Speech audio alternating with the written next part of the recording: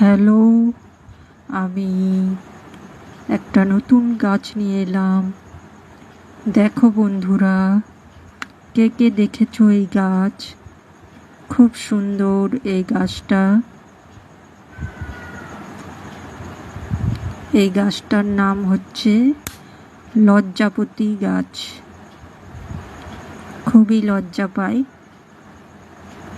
দেখো বন্ধুরা, হাত দিলে পাতাগুলি গুটিয়ে নিচ্ছে। এই যে আরেকটা দেখো, ডাল শুদ্ধ পাতাটা ঝিমিয়ে গেল।